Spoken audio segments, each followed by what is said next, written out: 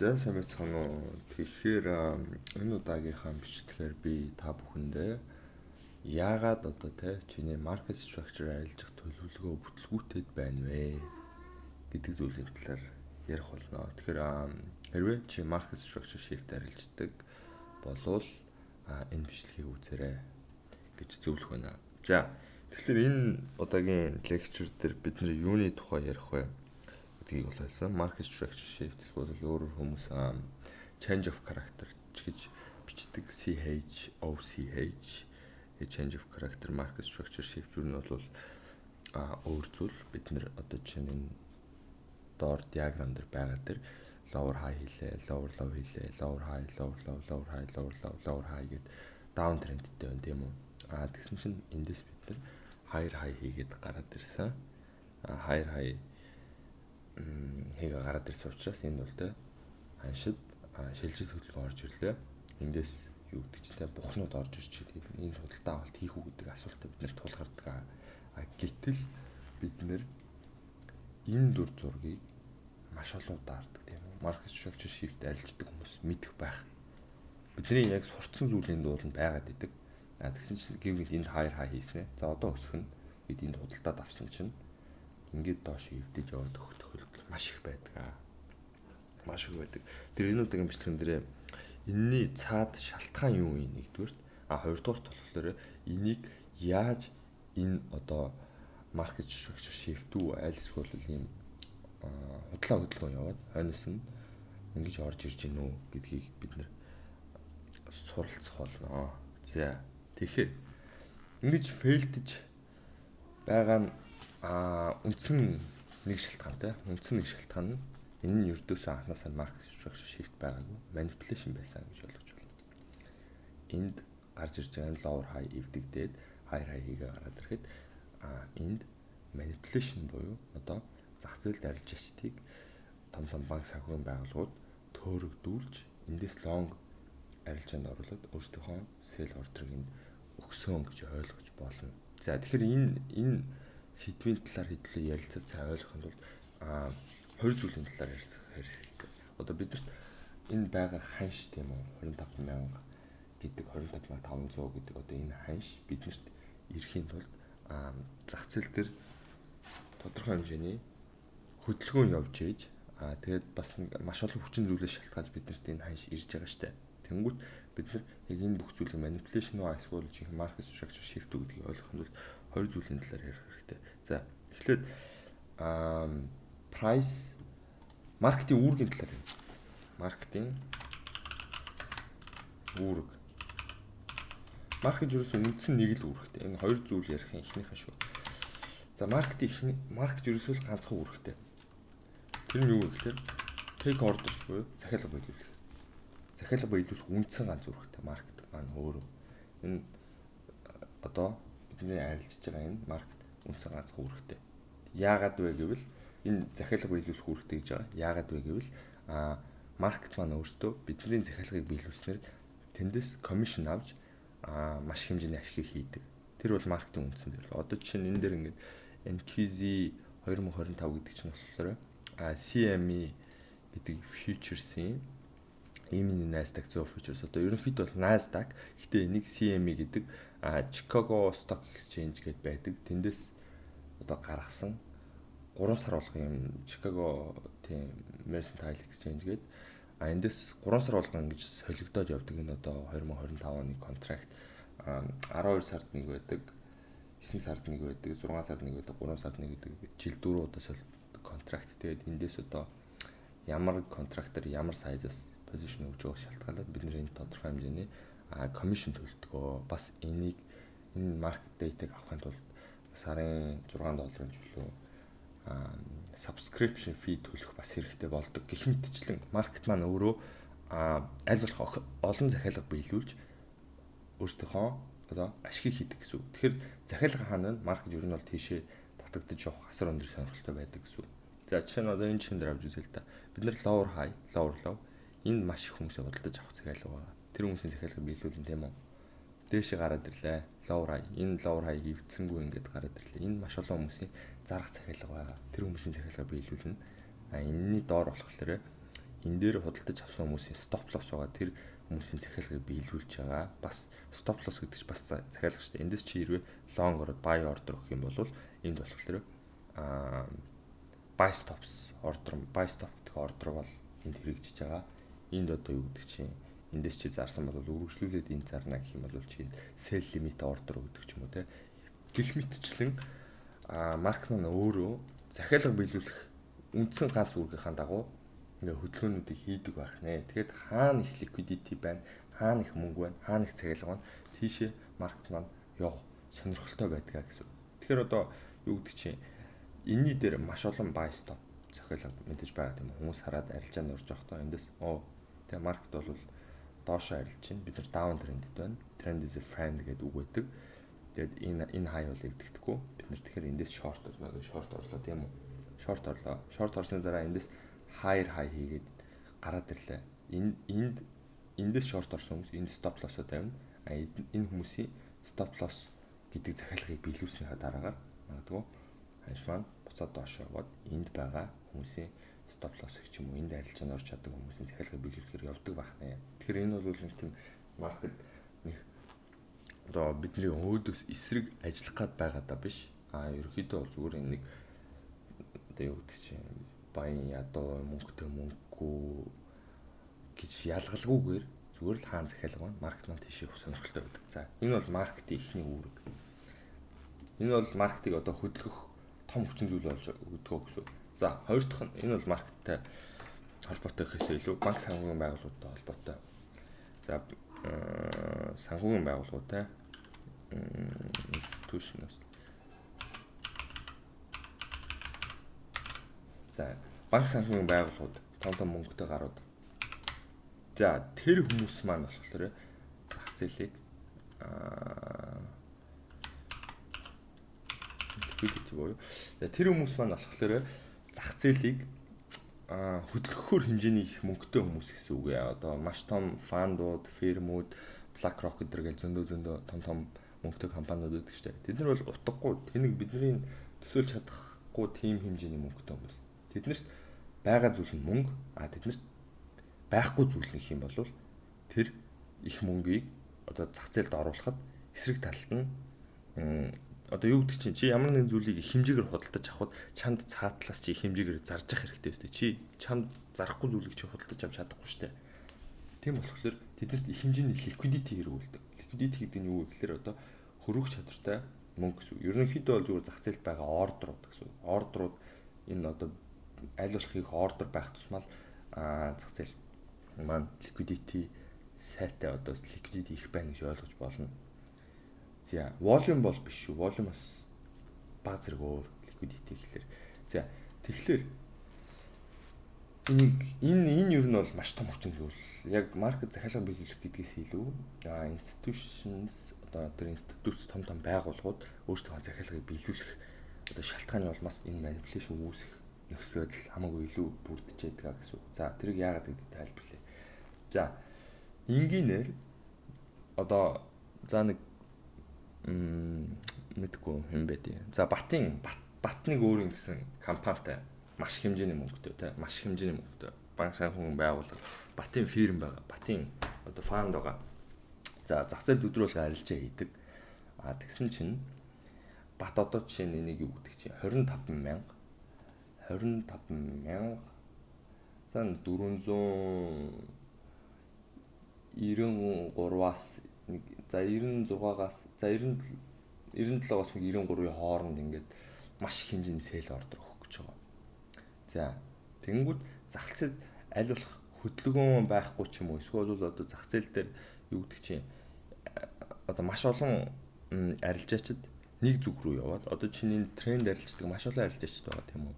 Энэ трендing даун тренд арилждаг маш олон арилжаачид байгаа. Тэгэнгүүт зах зээл тэр нийт одоо тэр байгаа ритейл арилжаачдын ихэнх хувь нь бид нар бол те аль болох зарах сонирхолтой байна тийм үү? Зарах сонирхолтой. Бат ч гэсэн зарах сонирхолтой байгаа. Тэр адилхан сонирхолтой учраас зах зээл доошоо явахад арай амархан болчихно доо. Бат одоо эндээс сел ордер өгмөр байгаа. Гэтэл Батад маш их мөнгө байгаа учраас маш их мөнгөөр ордер хийх гэж байгаа учраас Батад аль болох Батын өөдөөс худалдаж авах захиалгуудад одоо батад хэрэг болж байгаа гэсэн үг. Тэгэнгүүт заримдаа бат өөрийнхөө одоо мөнгөөр ч юм уу те өөрийнхөө институт дээр одоо мөнгийг ашиглаад зах зээлийг ингээд хүчтэй түрээд гаргаад ирдэг зарим тохиолдолд. Яагаад гэвэл энд одоо зах зээлд эргэлт хөдөлгөөн орж ирлээ гэж одоо арилжаачдыг төөрөгдүүлэх зорилгоор бат энийг албаар манипуляц хийж түрж гаргаж ирдэг гэсэн үг. Өөрийнхөө мөнгөөр эндээс худалдаж аваад ч юм уу те. Тэнгүүд энд нөгөө нэг шорт орж исэн арилжаач чинь болохоор шорт позишнээс гарна тийм үү. За энд бол тэ зах зээлд эргэлт хөдөлгөөн ороод ирлээ. Энд анх удаа ингээд хайр хийчлээ. Тийм учраас бид нар одоо эндээс лонг арилжаанд орох хэрэгтэй гэж бодож эхэлсэн тийм үү. Маркет structure shift арилждаг. Хүн болгоны ер нь бол энэ мэддэг зүйл шүү дээ. Market structure солигдсон л бол дараа нь чи байгаа арилжаанаас гарна, ашиг авна. Эсвэл бол эндээс лонг арилжааны хувилбаруудыг бодож эхэлнэ. Бат тэрийг мэддэг. Тэгээд бат эндээс хүчтэйгээр одоо тий өөртөө базар алдагдaltaгаар ийшээ зах зээлийг түрж гаргаж ирлээ. Эндээс харин маш олон хүмүүс нөгөө энд орсон хүмүүс чинь ашиг авч гараад эндээс лонг позишн орно. Тэгэнгүүт юу гэж эхлэх вэ гэхээр зах зээлд байгаа ритейл одоо тэр арилжаачд маань лонг захиалга харж эхлэхүүд бат харин эсэргээрээ өөрийнхөө шорт захиалгыг биелүүлэх асар их эсрэгдлийн одоо ликвидитийг зохиомлоор үүсгэж байгаа гэсэн үг байхгүй. Тэгээд яадаг вэ гэхээр бат эндээс өөрийнхөө шорт ордерыг одоо багаагаар аль болох яг энэ одоо 25497-оос 25493-ийнхаа хооронд яваад нэг төлөвлөсөн үн байгаа шүү дээ. Тэрнийхээ хооронд багаагаар филдэд эхлэх гэсэн үг одоо ишин доошо багаагаар зараад яагаад гэвэл өөдөөс нь худалдаж авах хүмүүсийн тоо ихссэн учраас бат аль болох ойролцоо үн дээр аль болох их захиалга. Тэр бол одоо захиалгах нь мөнгө нь бол үнэхээр хин чилж мэдгүй. Тэр бол хэдэн 100 сая доллар, хэдэн тэрбум доллар байдаг байх. Дамраагүй мөнгөөр л ямар ч үсэн эндээс одоо шорт захиалганд орж байгаа гэсэн. Гол нь тэр хүмүүст мөнгө нь байгаа. Мөнгө нь бол асуудал биш, огт асуудал биш. Гол нь эсрэг талд нь эсрэг талын ликвидитийг хангаж өгөх тэр хүмүүст хангалттай гэсэн. Тэр одоо эсрэг талынхаа ликвидитийг хангаж өгөх хүмүүс нь ерөөхдөө бол ритейл арилжаачд болдгоо гэж ойлгож болно. Бас институтсууд хоорондоо бас одоо тийм арилжааны дэм бол цав руу явдаг л байх. Тэрийг бол мэдгүй, мэдэх нэг их шаардлагагүй. Тэгэхээр ерөөхдөө ийм схемийн улмаас бат өөрийнхөө эндээс одоо тийм өөрийнхөө маш олон шорт захиалгыг өгөөд маркетинг манипуляц хийж өөрөөр бол одоо маркетинг одоо төөрөгдүүлж, худлаа чиглэлд ингээд төөрөгдүүлж тэгээд үүний үр дүнд өөрийнхөө захиалгуудыг эндээс биелүүлэх нөхцөлийг өөртөө бүрдүүлдэг байх нэ. Тийм шалтгааны улмаас чиний market structure shift чам фейлдэж байх асар өндөр магадaltaй гэж ойлгож болно. За, ийм хоёр шалтгааны улмаас чиний market structure shift фейлддэг байх. Тэгэхээр энийг яаж бид нэр мэдэх вэ? Одоо гол асуулт. Яаж энийг manipulation үү? Аль эсвэл бол market structure shift гэдгийг олж мэдэх хэрэгтэй. Одоо энэ асуултанд хариулцгаая. Яаж энэ хоёрын хоорондны ялгаж салгаж сурах вэ? Тэгэхээр миний өмнө нь хэлсэнчлэн зах зээл бол тэгэнгүүт зах зээл бол одоо маркет бол өөрөө захиалга биелүүлэх үнц үүрэгтэй. Бид нэр хоёр дахь шалтгааныг нь сурчлаа шүү дээ. Институт байгууллагууд ер нь санаатаагаар маркетинг хөдөлгөх тохиолдол байдаг. Тэнгүүт эхнийх нь болохоор эхний санаа маань болохоор маркет маань өөрөө авах ёстой ликвидити ч юм уу одоо тэр явах ёстой газар гэж байдаг. Тийшгээ ер нь бол явж идэг. Тэгэхээр тэр ерөнхий ойлголт руу бид нар буцаад харна гэсэн үг. За. Тэгэхээр энийг одоо яг энэ structure-ыг нэг бэлгээ зогсоогоод нэг 5 секунд ч юм уу хараад яг энэ схемийг эндээс худалдаж авах уу гэдэг энэ асуултанд хэдүүлээ хариулах гад үзээрэй. За эндээс худалдаж авах уу? Бэлгээ зогсоогоод яг энэ схемийг харчаад энийг энэ market structure shift байх уу? Аль эсвэл or manipulation байх уу гэдэг асуултанд хариулаарай. За тэгэхээр энэ дээр энэ market structure shift гэж хариулсан болвол хэрвээ чи энэ дээр market structure shift гэж хариулсан болвол чиний буруу байх нэ.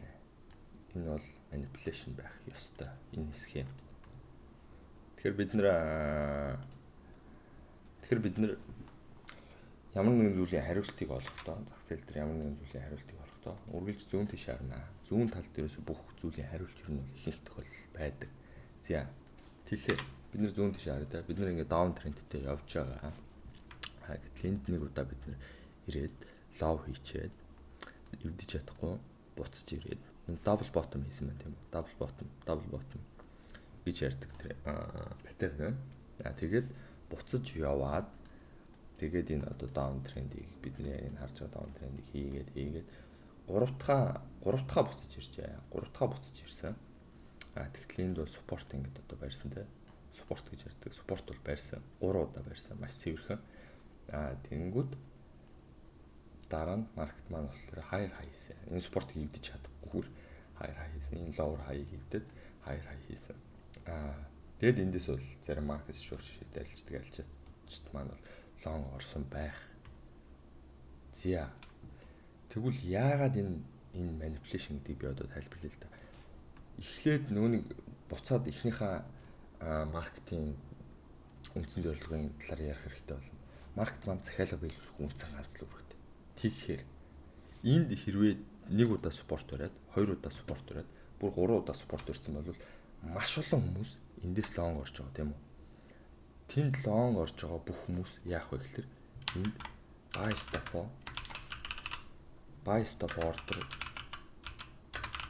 ордер энд тавих байхгүй юу? Buy stop order CR. Яг чи эндээс long орсон бол энэ double bottom-ыг хараад ч юм уу long орсон бол чи stop loss хаана тавих вэ? Доор нь тавь тийм үү? Мэдээж. Тэгэнгүүт маркет маань өөрөө зах зээл дээр маш их захиалга биелүүлэх энэ боломжийг хизээч алдахгүй. Тэгэхээр одоо юу гэдэг чинь ямар нэгэн тренд аль эсвэл аль нэг паттерн одоо флаг янз бүрийн паттернууд байдаг тийм үү ингээд янз бүрийн паттерн байдаг. Гэхдээ энэ бүх паттернууд болохоор тодорхой хэмжээнд эрсдэлтэй гэсэн үг. Цэвэрлэн байх тусмаа эрсдэлтэй байдаг. Одоо яг сайн бариад support resistance бариад байх тусам тийшээ одоо маркет маань өөрөө довтлох магадлал их өндөр болдог гэсэн үг. Яг тэр одоо энэ паттерны чинь дээр аль эсвэл доор нь маш их liquidity байдаг учраас маркет маань өөрөө тэр liquidity-г очиж эндээс ч юм уу тий одоо энэ хаяг ингээ ивдээд захиалга нь биелүүлэх дараа нь энэ хаяг ивдээд энэ доор байгаа бүх захиалгыг биелүүлэх сонирхол асар өндөр байдаг учраас эндээс нэгдүгürt бид нэр sell side delivery маань дуусаагүй гэж үзнэ. Одоо энэ бол тэр чигт ингээ sell side delivery шүү дээ.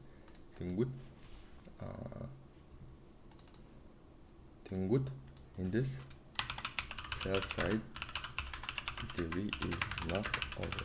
Тэгээ sell side delivery маань дуусаагүй. Яагаад гэвэл биднэрт авах ёстой liquidity энэ доор байгаа.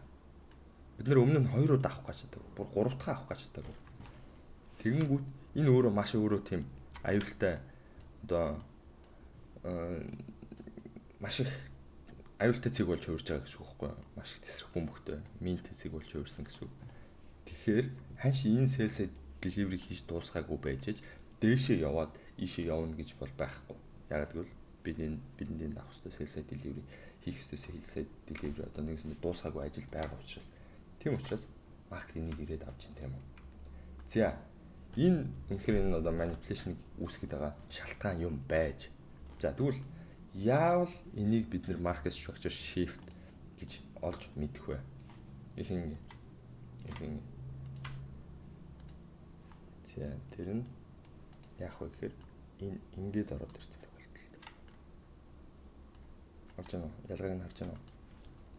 За бид нэр lower high гэдээ хийгээ явж исэн.